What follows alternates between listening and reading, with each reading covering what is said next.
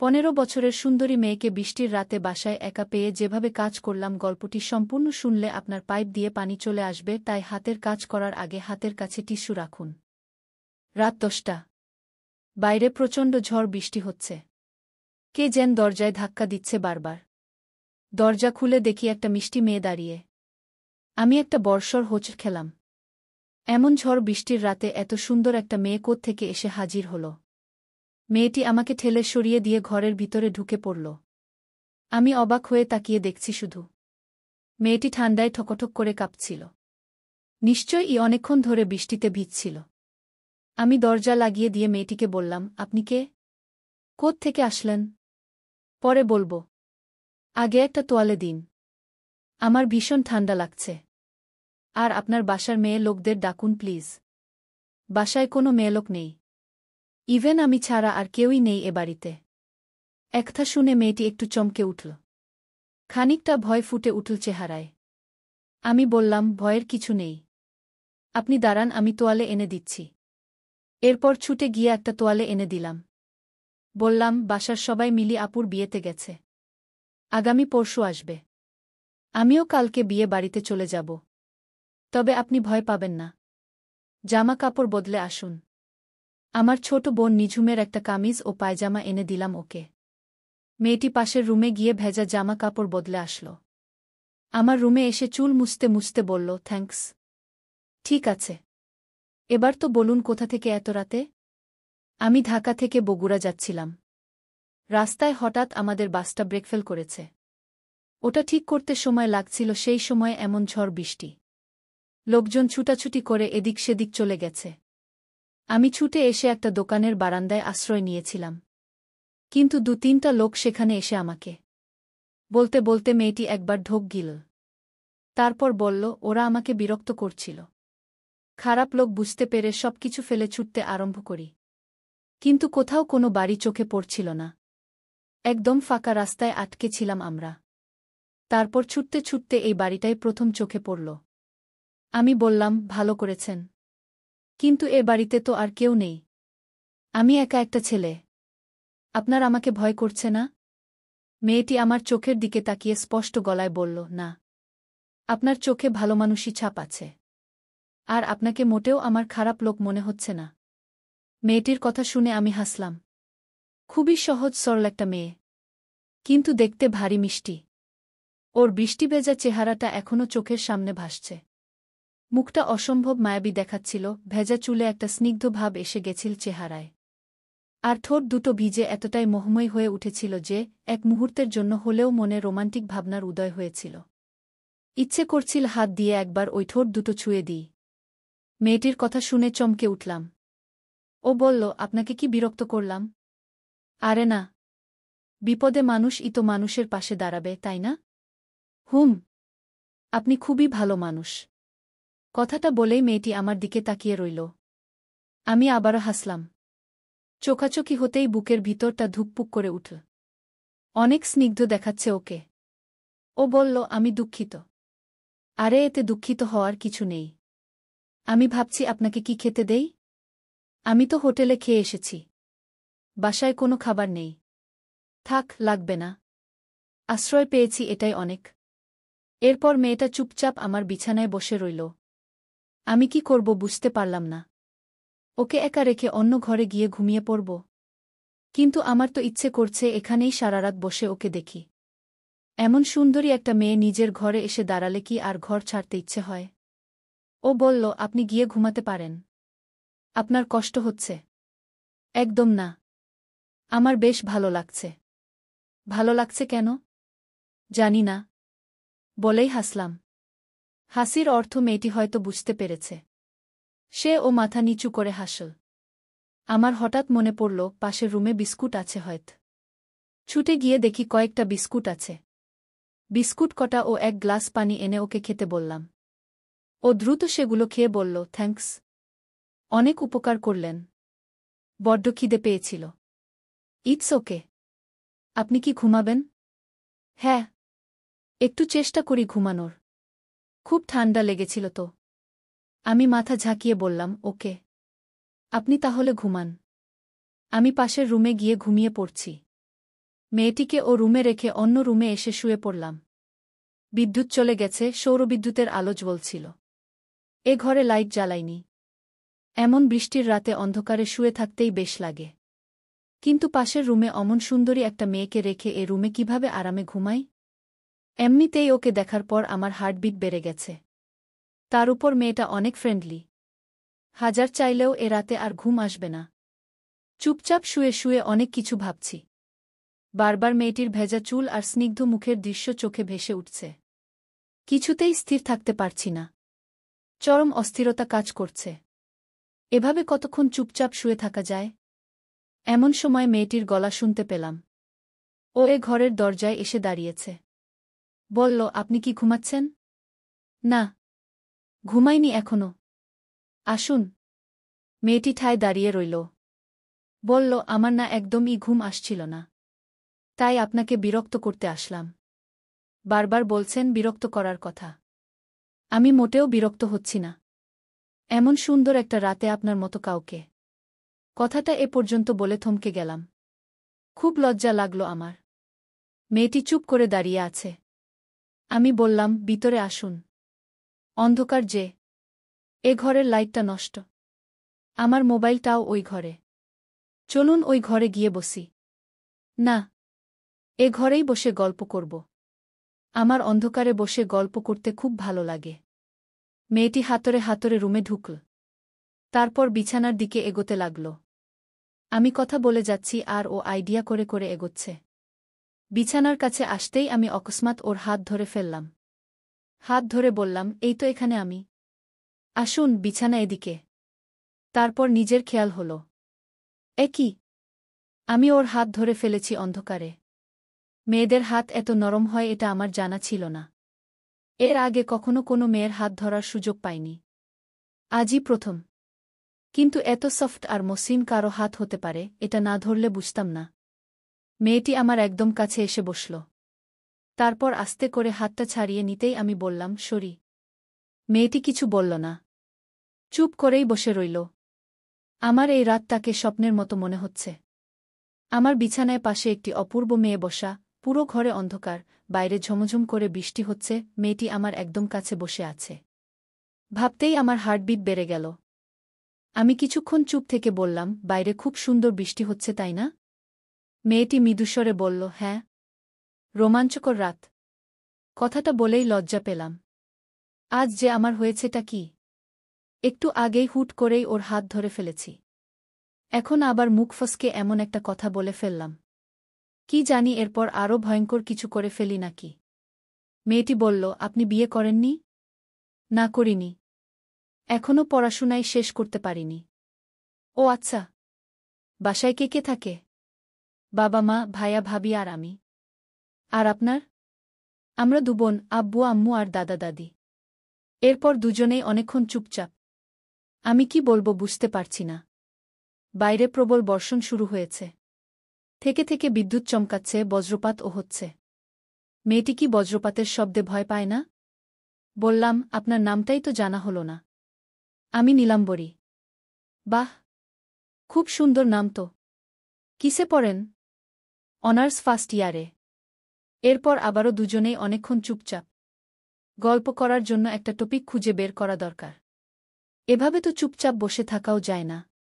কিন্তু কি বিষয়ে গল্প করা যায়? আমার তো এই মুহূর্তে মেয়েটি ছাড়া আর কিছুই মাথায় আসছে না। শুধু নীলাম্বরীর মুখটা দেখতে ইচ্ছে করছে। ঘরটা একদম গা অন্ধকার হওয়ায় ও আমার চেয়ে কতটা দূরত্বে বসে আছে তাও দেখতে পাচ্ছি না। তবে আন্দাজ করতে পারছি। ও আমার পাশেই বিছানায় পা তুলে বসে আছে নিশ্চয়ই। গলার স্বর খুব কাছে মনে হওয়ায় বুঝতে পেরেছি ও আমার একদম কাছেই বসে আছে। ইচ্ছে করছে ওকে একটি বার ছুঁয়ে দেখি। নীলাম্বরী বলল, আপনাকে একটা পার্সোনাল প্রশ্ন করি? অবশ্যই, বলুন। আপনার গার্লফ্রেন্ড নেই? নাহ, নাই। কেন নাই? ছিল একজন। গত বছর ব্রেক আপ হয়ে গেছে। তারপর আর নতুন করে রিলেশনে জড়ানো হয়নি। আপনার? আমি কখনোই রিলেশন করিনি। ছোট থেকেই অনেক প্রপোজাল পেয়েছিলাম কিন্তু ভেবেছিলাম আগে অনার্সে উঠি, তারপর ওসব। এখন তো উঠেছেন। এখন প্রেম করবেন? আমার প্রশ্ন শুনে মেয়েটি শব্দ করে হেসে উঠল। আমি লজ্জা পেয়ে গেলাম। তবুও মনে হতে লাগল মাঝে মাঝে একটু নির্লজ্জ হতেও হয়। সবসময় লজ্জা পেলে কখনো প্রেম করা যায় না। তাই আরেকটু সাহস নিয়ে বললাম, হাসলেন যে? প্রেম করবেন না? হুম, করব। কিন্তু সেরকম কাউকে পেতে হবে তো। আগে পাই, তারপর ভেবে দেখব। এত কাছে এমন হ্যান্ডসাম একটা ছেলে বসে আছে। হাত বাড়ালেই যাকে ছোঁয়া যায়। তবুও আর কাউকে খুঁজতে হবে? কথাটা বলেই আমি মুখ টিপে হাসলাম। জানি না এরপর মেয়েটার রিয়্যাক্ট কেমন হবে। কিন্তু খুব ভয় হতে লাগল। যদিও রেগে যায়। কিন্তু আমার ভয় কাটিয়ে দিয়ে নীলাম্বরী বলল, এত দ্রুত বুঝি কারো প্রেমে পড়া যায়? আমি তো পড়ে গেছি। কার? বারে? একটু আগে যার হাত স্পর্শ করলাম। ওই বৃষ্টিস্নাত চেহারা দেখেই তো আমার মনের ঘণ্টা বেজে গেছে। নীলাম্বরী বোধহয় খুব লজ্জা পেয়েছে। লাজুক লাজুক স্বরে বলল, সত্যি? হুম, সত্যি। একথা বলার পর আমার কেমন যেন লাগতে শুরু করল। বুকের ভিতরে ধিপুধিপ করছে। লাগামহীনভাবেই তো ওকে প্রপোজ করে বসলাম। জানি না কিভাবে নেবে ব্যাপারটা। যদি রাগ করে উঠে চলে যেতে চায়, আমি কি ওকে আটকাতে পারব? ওর সামনে দাঁড়িয়ে কিভাবে আকুতি করে বলবো, আমাকে ফেলে যেও না। আমি সত্যিই প্রথম দেখাতেই তোমার প্রেমে পড়ে গেছি। এমন সময় কাছেই কোথাও খুব জোরে শব্দ করে বাজ পড়ল। নীলাম্বরী ভয় পেয়ে চিৎকার করে উঠল, ও মা গো! আপনি কোথায়? ওকে ভয় পেতে দেখে আমি নিমেষেই অন্ধকারেই ওকে ধরে ফেললাম। একেবারে বুকের কাছে। ওর নিঃশ্বাস পড়ছে আমার গলায়। মুহূর্তেই আমার হৃদস্পন্দন বেড়ে গেল। জীবনে কখনোই এত কাছে কোনো মেয়েকে পাইনি। একদম আমার বুকে লুকিয়ে পড়েছে নীলাম্বরী। শক্ত করে জাপটে ধরে আছে।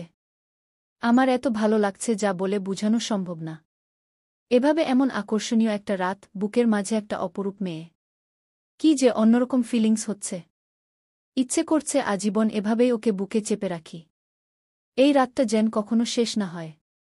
যুগ যুগ ধরে না ফুরালেও আপত্তি নেই তাতে। এমন বৃষ্টির একটা নেশাভরা রাতে এ কোনো নেশা হয়ে কাছে এলে নীলাম্বরী? এভাবে কেটে গেল অনেকক্ষণ। নীলাম্বরী নিজেকে সামলে নিয়ে বলল, সরি। আমি ওকে ছেড়ে দিলাম। ও একটু দূরে সরে বসল। অন্ধকারেই মনে হচ্ছে ও অনেক বেশি লজ্জা পেয়েছে। ইচ্ছে করছে ওর লাজুক মুখটা দেখি। কিন্তু এমন অন্ধকারে কিভাবে দেখব? আমি বললাম, জীবনে প্রথমবার কোনো মেয়েকে জড়িয়ে ধরলাম। এই কাজটায় এতটা ভালো লাগা মিশে থাকে আমার জানা ছিল না। নীলা, তুমি আমার উপর রেগে যাচ্ছ? না না, রাগ করব কেন? প্রেমে পড়ে যাওয়াটা তো স্বাভাবিক, তাই না? তাছাড়া এমন ঝড় বৃষ্টির রাতে একা একটা মেয়েকে কাছে পেলে কি অবস্থা হয় আমি বুঝতে পারছি। নীলাম্বরীর কথা শুনে আমি ভীষণ লজ্জা পেলাম। আমার ব্যাপারটা তাহলে ধরে ফেলেছে। কিন্তু কি আর করার? মনকে বুঝানো যে অনেক কষ্টের আর খুবই কঠিন। নীলাম্বরীর নেশায় মেতে উঠছি ক্রমাগত। জানি না এরপর কি হবে আমার। নিজেকে হারিয়ে ফেলেছি ওর ওই বৃষ্টিস্নাত শরীরে। শেষ মুহূর্তে পারব কি নিজেকে সামলাতে? যদি কোনো ভুল হয়ে যায়? চিন্তাটা মাথায় আসতেই একটু দূরে সরে এসে বসলাম। নীলাম্বরী ও হয়তো বুঝতে পেরেছে ব্যাপারটা। ও একটু চুপ থেকে বলল, আমি বরং ওই ঘরে যাই। আপনি ঘুমান। কথাটা বলেই ও বিছানা থেকে নেমে পড়ল। আমি দেখলাম ও দরজার সামনে চলে গেছে। তারপর বলল, শুভরাত্রি। আমি একটা দীর্ঘশ্বাস ছাড়লাম। আমার বুকে আগুন জ্বালিয়ে দিয়ে এখন আবার শুভরাত্রি বলা হচ্ছে? কিন্তু কিছুই করার নেই। একটা মেয়েকে তো আর জোর করে বুকে চেপে রাখতে পারি না। কিন্তু মনটা বড্ড ছটফট করছে। অনেকক্ষণ বিছানায় এপাশ ওপাশ করলাম। পুরো বাড়িটা ফাঁকা, তার উপর প্রবল বর্ষণ হচ্ছে বাইরে। পাশের রুমে নীলাম্বরীর মতো একজন মেয়ে, যাকে দেখে প্রেমেও পড়ে গেলাম। কি করে ঘুমানো সম্ভব? প্রায় 15 মিনিটের মতো বিছানায় ছটফট করলাম। অস্থির লাগছে ভীষণ। নীলাম্বরীকে দেখার জন্য মনটা ছটফট করছে। না, এভাবে শুয়ে থাকা যায় না। নীলাম্বরীর মুখটা একবার দেখেতেই হবে। ওকে না দেখা অবধি আমার ঘুম আসবে না আমার। দ্রুত দরজার কাছে চলে আসলাম। 2 রুমের মাঝখানের দরজাটা ও খোলাই রেখেছে। ওর রুমে সৌর বিদ্যুতের মিটিমিটি আলো জ্বলছে। সেই টিমটিমে আলোয় যা দেখলাম তাতে আমার হৃদস্পন্দন আরও বেড়ে গেল। দ্রুত হার্টবিট বাড়তে লাগল। চোখ বন্ধ করে শুয়ে আছে নীলাম্বরী। এক রাশ ভেজা চুল এসে পড়েছে ওর মায়াবী মুখটার উপর। এতটাই মিষ্টি দেখাচ্ছে ওকে যা ভাষায় প্রকাশ করা সম্ভব না। আমার খুব ইচ্ছে করছে ওর মুখটা একবার ছুঁয়ে দেখি, ইচ্ছে করছে আলতো করে সরিয়ে দিই ওই চুলগুলো। ইচ্ছেটা নেশায় পরিণত হতে সময় লাগল না। এমনিতেই ও এই নেশাভরা রাতে ভালোবাসার নেশা হয়ে আমার ঘরে এসেছে। এখন আবার ছুঁয়ে দেখার অদম্য বাসনা জাগছে। একটা মানুষ কি করে এত সুন্দর হতে পারে? একবার ছুঁয়ে দেখলে কি খুব অন্যায় হয়ে যাবে? পরমুহূর্তেই আমার সচেতন মন বাধা দিয়ে বলল, আবেগের বশে কোনো অন্যায় করে ফেলিস না। কিন্তু আমার অবচেতন মন যে খুব করে চাইছে ওকে একটি বার ছুঁয়ে দেখতে। জানি না কিসে তারা করেছে আমায়। নিজের প্রতি নিজেই বোধহয় দুর্বল হয়ে পড়েছি। নয়তো মনটাকে বাঁধতে পারছি না কেন? এক ঘোরলাগা মুহূর্ত চলে এসেছে আমার। এক পা করে চলে আসলাম বিছানার কাছে। নীলাম্বরী বোধহয় ঘুমিয়ে পড়েছে। এটা ভেবে অনেকক্ষণ তাকিয়ে রইলাম ওর দিকে। খুবই মিষ্টি চেহারা ওর। কেবলই মনে হচ্ছে 1000 বছর ধরে কেবল এই মিষ্টি মুখটাই দেখার অপেক্ষায় ছিলাম। আলতো করে ওর চুলে হাত দিয়ে চুলগুলো মুখের উপর থেকে সরিয়ে দিলাম। নীলাম্বরী চোখ মেলে তাকাল। ওর চোখে দেখতে পেলাম রাজ্যের বিস্ময়। আমি ওর সামনে বসে এতক্ষণ ওর দিকেই চেয়েছিলাম, এটা ও বুঝতে পারেনি। কিন্তু হাত দিয়ে চুলগুলো সরিয়ে দিলাম তা ওর কাছে সত্যিই অনেক বিস্ময়ের। ও মিটিমিটি করে তাকাচ্ছে আমার দিকে। আমি গভীর আবেগে ওকে দেখছি। ইচ্ছে করছে সারা জীবন এভাবে চেয়ে থেকে কাটিয়ে দিই। ওর দিকে তাকিয়ে সবকিছুই সহ্য করতে পারব আমি। এমন সুখ আর কিছুতেও পাব না। যখন নিষ্পলকভাবে চেয়ে চেয়ে এসব ভাবছি, নীলাম্বরী বলল, আপনি? আমি ঘোরের মাঝেই বললাম, তোমাকে সারাক্ষণ দেখতে ইচ্ছে করছে। জানি না এই কয়েক মুহূর্তেই কি মায়ায় জড়িয়ে ফেলেছ আমায়। আমি একা ও ঘরে ঘুমাতে পারছি না। ইচ্ছে করছে তোমার পাশেই বসে থাকি আর তোমায় দেখি।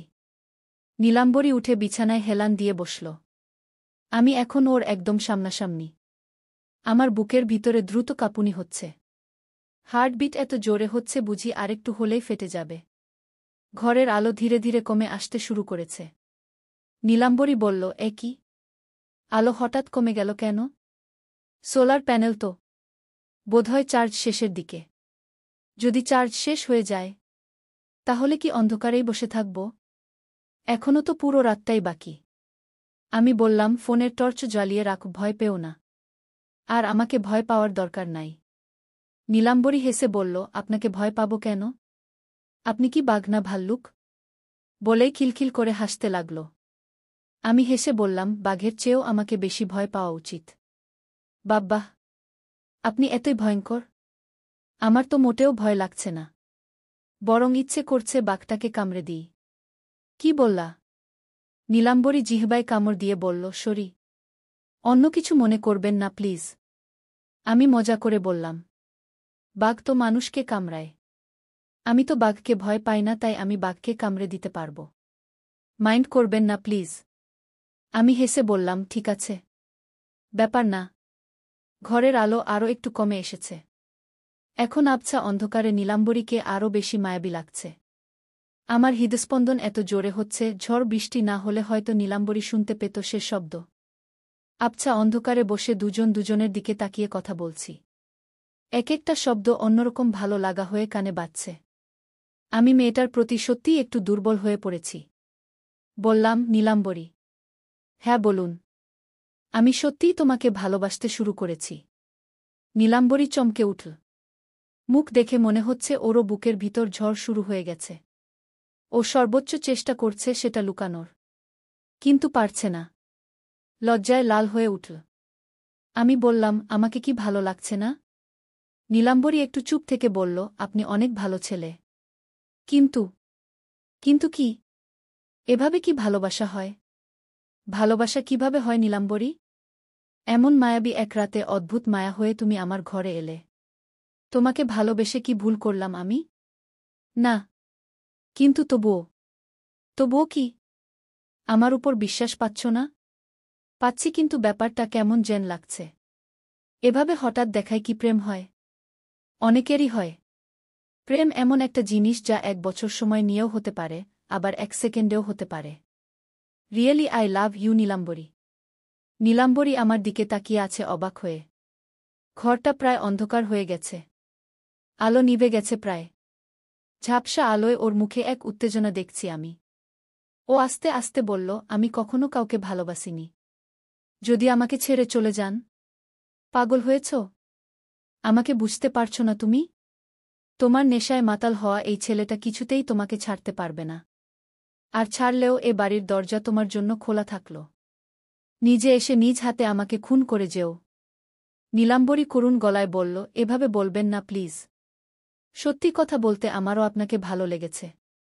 আপনি আমাকে জড়িয়ে ধরার পর এত ভালো লাগছিল, ইচ্ছে করছিল সারা জীবন ও বুকে মাথা রেখে কাটিয়ে দিই। নীলাম্বরীর এ কথা শোনার পর আমার কি যে হয়ে গেল। আমার ইচ্ছে করছিল ওকে বুকে জড়িয়ে ধরতে। কিন্তু নিজেকে সামলে নিলাম। যেটুকু আশা করেছিলাম সেটুকু তো পেয়ে গেছি। এর চেয়ে বেশি চাই না। নীলাম্বরী বলল, ভালোবাসার মানেটা কি আপনার কাছে? অনুভূতি, বিশ্বাস, পাশে থাকা আর একে অপরকে ভালো রাখা। এই যে আপনি আমাকে ভালোবেসে ফেলেছেন, আপনার কি আমাকে বিশ্বাস হচ্ছে? কেন হবে না? তোমাকে যথেষ্ট ভালো মানুষ মনে হচ্ছে। মনে হওয়া আর হওয়ার মাঝে একটা পার্থক্য আছে।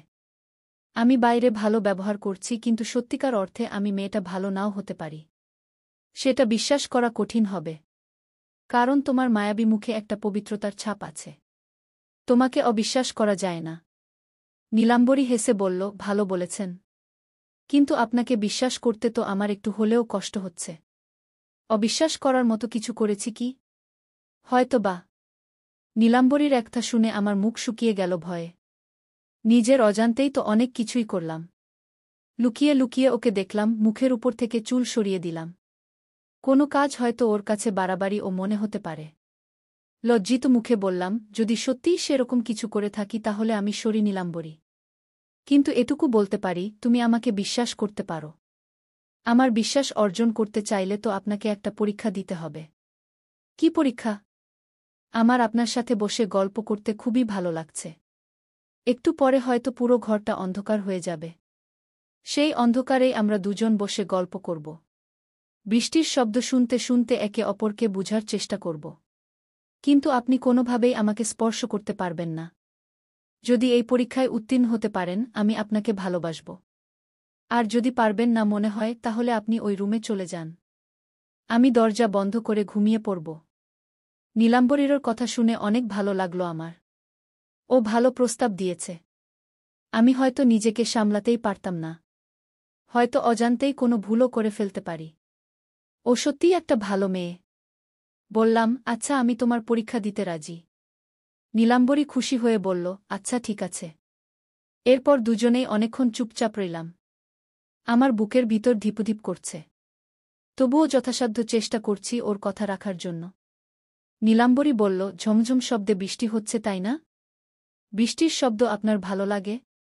হ্যাঁ, আমার খুব ভালো লাগে শুনতে। কি সুন্দর বৃষ্টি হচ্ছে। আমরা কি একে অপরের হাত ধরতে পারি? নীলাম্বরীর কথা শুনে চমকে উঠলাম। ঘরের আলো এই নিভে যাওয়ার উপক্রম। আলো নিভে যাওয়ার আগেই ওর হাতে হাত রাখলাম। নীলাম্বরীর হাত স্পর্শ করার পর মনে এক ধরনের সুখ অনুভূত হতে লাগল। কত সুন্দর একটা হাত! ওর মনটাও ওর স্পর্শের মতোই কোমল। এতকাল ধরে এমন একজনকেই খুঁজেছি আমি। নীলাম্বরী বলল, অন্ধকারে বসে থাকতে কেমন লাগছে? একটু অন্যরকম ফিল হচ্ছে। জীবনে প্রথমবার এত সুন্দর একটা রাত আমার কাছে এলো। সত্যিই আজকের রাতটা অনেক সুন্দর। কিন্তু সব সুন্দরই খুব দ্রুত ফুরিয়ে যায় তাই না? না নীলাম্বরী। আমি চাই এ রাতটা যুগ যুগ ধরে চলুক। 1000 বছর ধরে চলতে থাকুক এত সুন্দর একটা মায়াবী রাত। নীলাম্বরী শব্দ করে হাসল। তারপর বলল, বৃষ্টির ঝাপটা একটু কমে এসেছে। চলুন না বাইরে গিয়ে বসি। আর কিছুক্ষণ তোমার হাতটা ধরে থাকি। হা, ঠিক আছে, থাকুন। আমি ওর হাতটা শক্ত করে ধরে আছি। ছেড়ে দিলে হয়তো আর ধরা হবে না। ওর পরীক্ষায় আমাকে পাশ করতেই হবে। নয়তো যে সারা জীবনের মতো হারিয়ে ফেলব ওকে। এমন একটা মানবীকে কখনো হারাতে দেয়া যায় না। খুব শক্ত করে ধরে রাখলাম ওর হাত। ও উঠে দাঁড়িয়ে বলল, বারান্দায় যাব। ওখানে দাঁড়িয়ে বৃষ্টির শব্দ শুনব। আচ্ছা চলো। অন্ধকারের মধ্যেই ওর হাত ধরে ধরে হাতরে হাতরে দরজার কাছে আসলাম। তারপর দরজা খুলে বাইরে বের হলাম। যদিও খুব বৃষ্টি হচ্ছে, তবুও বাইরে তত বেশি অন্ধকার নেই। বেশ পরিষ্কার বৃষ্টি দেখা যাচ্ছে। ঝমঝম শব্দে বৃষ্টির ফোঁটা পড়ছে টিনের চালে। নীলাম্বরী আমার হাত ছেড়ে দিয়ে বারান্দায় দাঁড়িয়ে বৃষ্টিতে হাত ভেজাতে লাগল। আমিও গিয়ে ওর পাশে দাঁড়ালাম। বৃষ্টির পানি ধরার চেষ্টা করলাম। নীলাম্বরী কয়েক ফোঁটা পানি আমার গায়ে ছিটিয়ে দিল। আমিও একই কাজ করলাম। বেশ কিছুক্ষণ ধরে চল এই খেলা। দুজনে দুজনের গায়ে পানি ছিটিয়ে দিতে লাগলাম। নীলাম্বরী হঠাৎ ইছুটে নিচে নেমে গেল। আমিনায় দাঁড়িয়ে বৃষ্টিতে ভিজতে লাগল।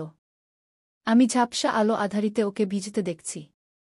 মেয়ে মানুষকে ভিজতে দেখলে এত ভালো লাগা কাজ করে আমার জানা ছিল না। ও রীতিমত নেচে নেচে বৃষ্টিতে ভিজছে। আমারও ইচ্ছে করল ওর সাথে বৃষ্টিতে ভিজি। আমিও বারান্দা থেকে নেমে ওর পাশে গিয়ে দাঁড়ালাম।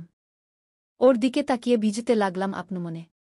প্রিয়জনের সাথে ভিজতে এত ভালো লাগে আজই প্রথম উপলব্ধি করলাম। নীলাম্বরী ঘুরে ঘুরে নাচছে আর ভিজছে। আর আমি অবাক হয়ে ওকে দেখছি।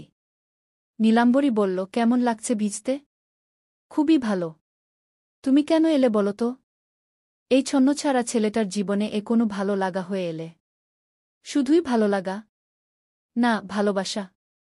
নীলাম্বরী আবারও পানি ছিটাতে লাগল আমার দিকে। আমি আনন্দে আত্মহারা হয়ে যাচ্ছি। নিজেকে হারিয়ে ফেলছি কোনো এক অচেনা জগতে। যে জগতে আর কেউ নেই, শুধুই নীলাম্বরী। রাশি রাশি মেঘ উড়ে চলেছে আমার আকাশে। নীলাম্বরী চাইলেই সে মেঘ বৃষ্টি হয়ে ঝরবে। ভালোবাসায় মুখরিত হয়ে থাকব দুজনে। আমি নিজের অজান্তেই গান গাইতে শুরু করেছি। তুমি চাইলে বৃষ্টি, মেঘও ছিল রাজি। অপেক্ষা শুধুই বর্ষণের। নীলাম্বরী হেসে হাত বাড়িয়ে দিল। আমি ওর হাত স্পর্শ করে ওর দিকে চেয়ে রইলাম। একে অপরের দিকে তাকিয়ে আছি এই ঘোর বর্ষায়। অনেকক্ষণ ধরে ভিজলাম দুজনে। এর চেয়ে বেশিক্ষণ ভিজলে অসুখ করবে। তাই নীলাম্বরীকে নিয়ে দ্রুত রুমে আসলাম। ফোনের টর্চ জ্বালিয়ে ওকে দিয়ে বললাম, ওই ঘরে গিয়ে জামা বদলে আসো। কাপড়ের তাকে আমার বোনের জামা রাখা আছে। নীলাম্বরী ফোনটা নিয়ে পাশের রুমে চলে গেল। আমি অন্ধকারেই খুঁজে খুঁজে একটা প্যান্ট পেয়ে গেলাম। ভেজা প্যান্টটা বদলে আমার প্যান্টটা পরতে যাব এমন সময় নীলাম্বরী রুমে ঢুকল। আমাকে দেখে চেঁচিয়ে উঠে আবারও দৌড়ে ওই ঘরে গেল। সর্বনাশ! কিছু দেখে ফেলেছে নাকি? আমি লজ্জা পেয়ে দ্রুত প্যান্ট পরে নিয়ে ওকে ডাকলাম। ও টর্চ নিভিয়ে আমার সামনে এসে বলল, সরি।